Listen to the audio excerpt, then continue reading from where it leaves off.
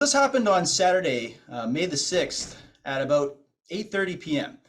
There was a man and a woman who had just exited a liquor store in the area of Jane Street and Major Mackenzie Drive West in the city of Vaughan. As they exited the store, there was a group of males in a vehicle who had attended the area, and one of those suspects approached the man and woman and started making some comments about the alcohol that had been purchased, making comments about the appearance of the liquor containers, and made some anti-gay slurs while doing so. The woman stepped between the two males to intervene to try to prevent something from happening, and she was actually assaulted in the process of that. Two other males from the vehicle got involved, and altogether 3 suspects assaulted the male and the female victims.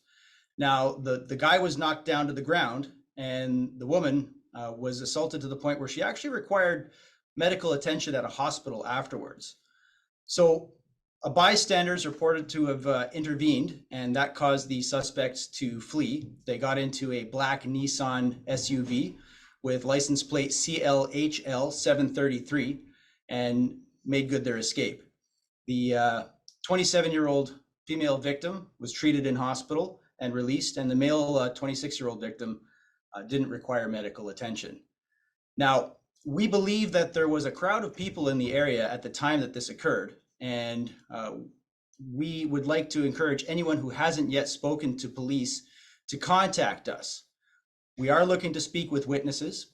We are having our investigators look for video in the area to review video, and we're going to look at everything, because the nature of this assault, or the assaults, is concerning because of the anti-gay slurs that were uttered at the time. So we are investigating this as a possible hate-motivated crime, and our 4 District Criminal Investigations Bureau is working in partnership with our hate crime unit while we look into this. We have obtained some footage of one of the suspects, who I will call the primary suspect, and that image, or those images, have been released on our website and have been distributed to the media. We're hoping that people can take a look at these photos, and we're hoping someone's going to recognize this person and give us a call. Let us know who he is, where we can find him, and that sort of thing. We've also got some descriptions of the 3 suspects altogether that we put out.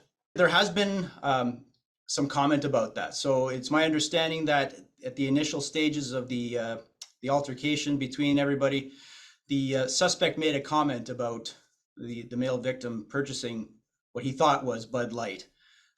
It turns out it was actually some different alcohol that was purchased that had some bright colors on the can, I guess you could say. And there were some anti-gay comments that were made at the time. So we are looking into the possibility of this being a hate-motivated incident, and that's why our investigators are working in conjunction with the hate crime unit in this case, and why we're taking it so seriously.